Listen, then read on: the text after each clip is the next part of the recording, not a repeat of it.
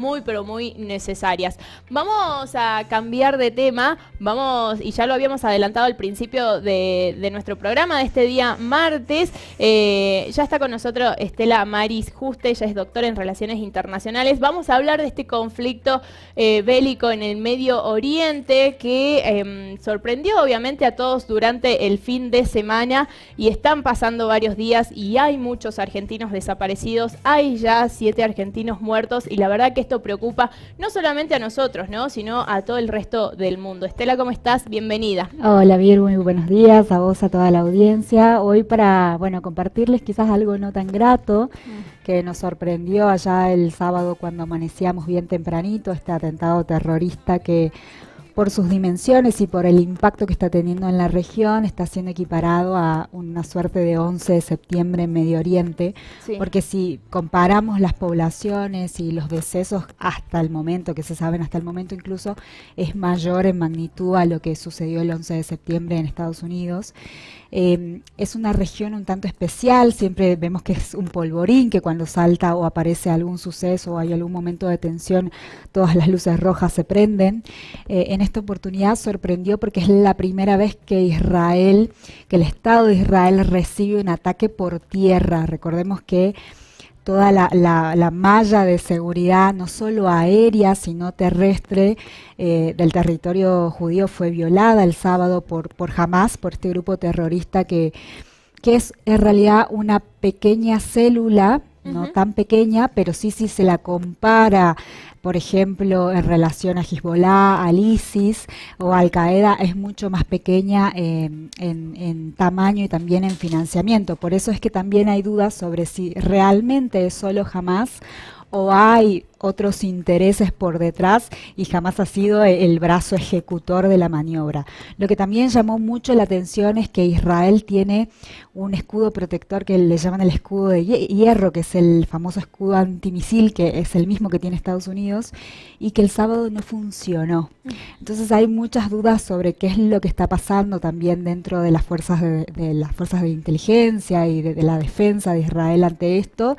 Y bueno, lo que ya sabemos, que hemos visto no solo durante el fin de semana, sino también ayer, imágenes horribles que se viralizaron tanto en las redes como en los medios, videos de gente, lamentando obviamente la pérdida de sus seres queridos, de niños desplazados, de mujeres maltratadas. Lo que hemos visto creo que sale de cualquier libreto de ciencia ficción, ¿no? Y por detrás no nos tenemos que olvidar que hay dos poblaciones que están sufriendo mucho. Claro. El pueblo de Israel, pero del otro lado también el pueblo palestino. Y por ahí esto es un tema muy delicado y que hay que tratarlo con pinzas, porque tenemos en Argentina obviamente una diáspora judía muy importante y así también una población de origen árabe que ambas han ayudado a contribuir y a construir el Estado argentino como muchos otros migrantes que han llegado al suelo argentino. Y el panorama es muy delicado, es un hecho que como hecho terrorista hay que condenar, sí. Y hay que sobre todo ahora luchar porque la ayuda humanitaria se garantice para ambas partes. La Franja de Gaza, que es ese territorio donde ahora Israel está dirigiendo todas sus fuerzas porque se sabe que allí se esconde Hamas, hay población civil que evidentemente va a ser desplazada para algún lado porque del otro lado tiene el mar Mediterráneo. Ajá, así que están acorralados también. Y del otro lado todavía tenemos gente desaparecida, como vos bien lo señalabas, 7 fallecidos confirmados de Argentina, más de 1000 muertos, que por ahora es la cifra oficial, que sabemos que eso va a crecer, obviamente, y además tenemos 15 desaparecidos argentinos. Sí. Eso es muy grave, ya Cancillería en el día de ayer informó que va a haber un vuelo de rescate para esas personas, pero ¿qué es lo que sucede en Israel? El espacio aéreo está cerrado todavía por razones de seguridad, para garantizar que efectivamente no suceda ningún otro atentado. Entonces también hay que estar expectante durante las próximas horas a ver qué pasa, si esos argentinos pueden finalmente ser repatriados y cómo evoluciona la región. Hoy el dato importante era que el Estado israelí pudo volver a controlar el 100% de su territorio, que eso es dato no menor, ¿no? Porque era la primera vez que Hamas había logrado incursionar vía terrestre. Antes los ataques que vimos años anteriores habían sido solo de forma aérea y como ese escudo funcionaba a la perfección, no saltaba mayores. Entonces, bueno, esa es la sorpresa que tuvimos este fin de, ¿no? No, y aparte, muchos hacen alusión a esto, ¿no?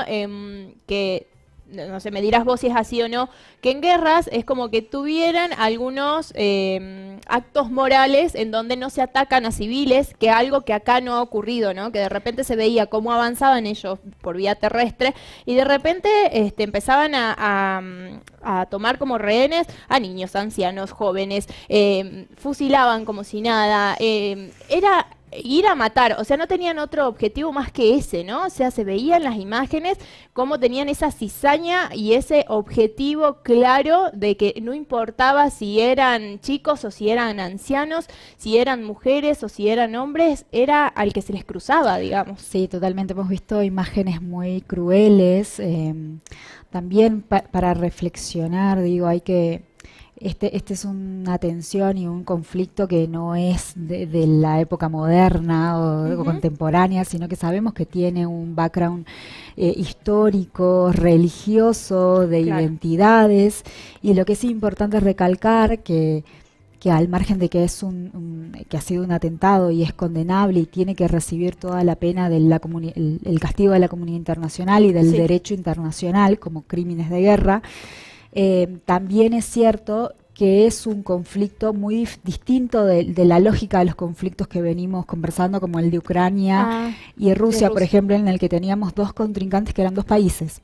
Acá no sucede eso. Tenemos el Estado de Israel contra Hamas, que es un grupo terrorista. Palestina es una nación, no tiene Estado. ¿Qué quiere decir esto? No tiene territorio propio, no tiene gobernantes propios, solamente tiene una población que va de un lado a otro.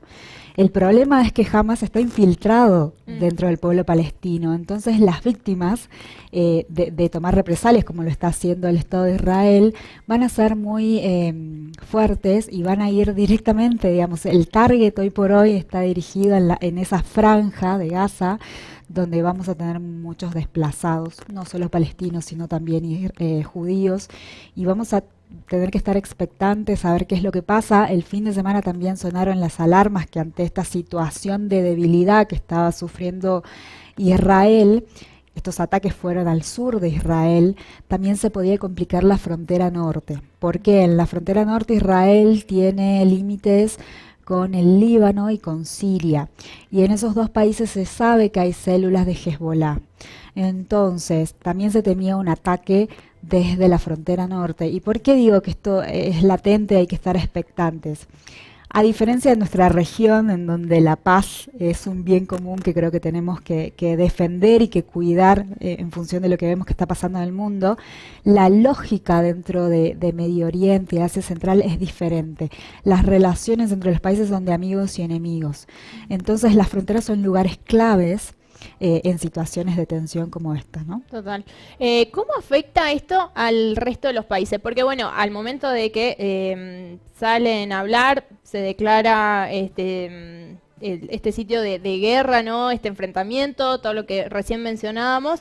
Joe Biden salió a hablar, hizo alusión a este conflicto. Lo mismo ha pasado acá, por ejemplo, con Alberto Fernández, que hablaba también para poder repatriar a los argentinos para que vuelvan al país, y así sucesivamente con distintos países, ¿no? ¿Esto cómo se ve en el resto de los países, este conflicto?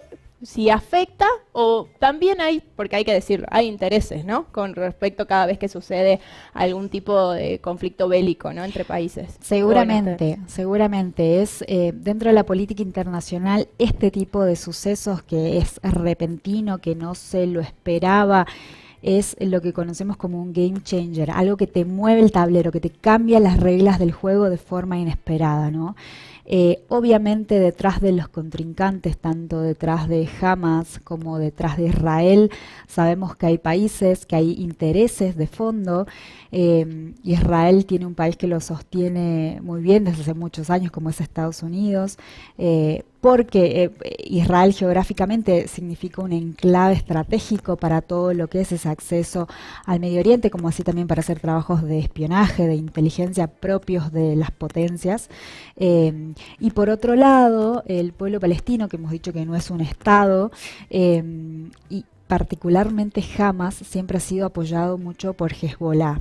Y Hezbollah responde a las lógicas de Siria y del Líbano, que tienen cierto tipo de alianza, sobre todo con Rusia, ¿no?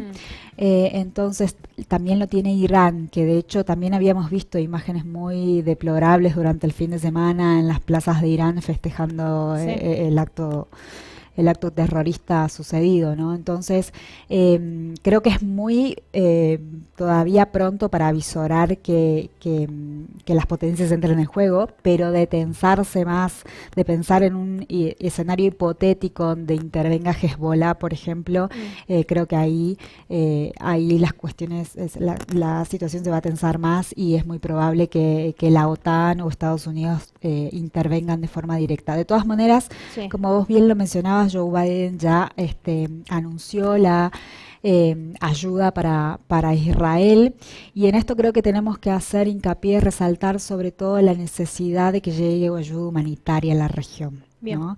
Esto tanto para el lado de Israel como para el lado de Palestina tiene que garantizarse la llegada de ayuda humanitaria, porque ha sido una catástrofe sin precedentes. Todavía hay gente del lado de Israel que está desaparecida, ¿no? Las comunicaciones están cortadas, los suministros de servicios básicos en algunas zonas también, y del lado de Gaza también. Entonces creo que lo primordial ahora, de cara a que sabemos que por las dinámicas de Medio Oriente es muy probable que esta guerra que Netanyahu declaró el sábado por la mañana se prolongue en el tiempo, lo que hay que garantizar es que los suministros básicos estén en la región, ¿no? Es así. Bueno, Estela, la verdad que súper claro, cada vez que ocurren estas situaciones, bueno, ya lo habíamos charlado cuando empezó lo de Rusia y Ucrania, ¿no? Hoy por hoy, medio que uno ya no lo tiene tan en agenda, pero el conflicto continúa, ¿no? Sí, como para ir totalmente. justo cruzándonos para ese tema. El conflicto continúa, me acuerdo cuando visitaba los primeros días del combate, y los visitaba por aquí, hablábamos que esperábamos que sea un combate corto por la magnitud de ambas fuerzas, la diferencia entre ambas fuerzas. Eso no ocurrió.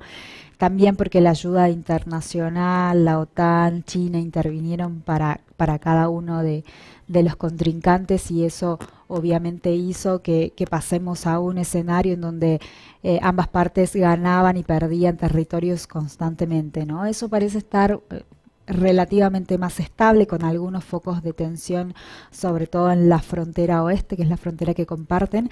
Hay que ver qué es lo que sucede, sobre todo desde el punto de vista económico, porque está visto y es muy claro que estos conflictos a la larga desgastan la economía de estos países, sobre todo la de Rusia. Ucrania tiene mucha ayuda por el momento de la OTAN, ayuda económica y militar. De Rusia no tanto. China, y ahí como es un jugador que todavía no quiere establecerse o mostrarse muy a favor de Rusia, también de cara a la estrategia que está tejiendo en el mundo. Así que no se sabe. Por el momento parece que un día va ganando uno, al otro día, la otra semana el otro, y hay como un panorama incierto en ese sentido, que ya hasta, como vos bien lo decías, hemos perdido el foco en la agenda de ese conflicto, y ha quedado prolongado en el tiempo, ¿no? Hay que ver también qué es lo que sucede, sobre todo, bueno, a fines de año, siempre por cuestiones de índole religiosas o por cambios de gestión que hay en muchos países. Por ahí estos conflictos tienen algún viraje, ya sea porque bajan en su nivel de tensión o porque lo suben. Entonces también los momentos del año son claves para ver la foto o intentar analizar el conflicto ese de forma más determinada. Dios santo. Bueno, ojalá la próxima sea cuando Para nos buenas. volvamos a reunir, sea para cosas buenas, otros temas. Pero la verdad que siempre nos gusta tenerte porque es súper claro para las personas que en primera instancia no se entiende por qué suceden estos conflictos, ¿no? Y siempre son temas muy distintos, como bien decías, no son, por un lado son países, por el otro es un país, una comunidad con un grupo terrorista y cómo difiere, ¿no? También, pero cómo nos afecta obviamente a todo el mundo. Ojalá que esto no se extienda en el tiempo, lo mismo que decíamos cuando recién charlábamos de Ucrania y Rusia, pero bueno, te vamos a tener una próxima también para que sigamos charlando de estos y otros temas. Por favor, un gusto como siempre. Muchas gracias. Muy bien, muchas gracias. Bueno,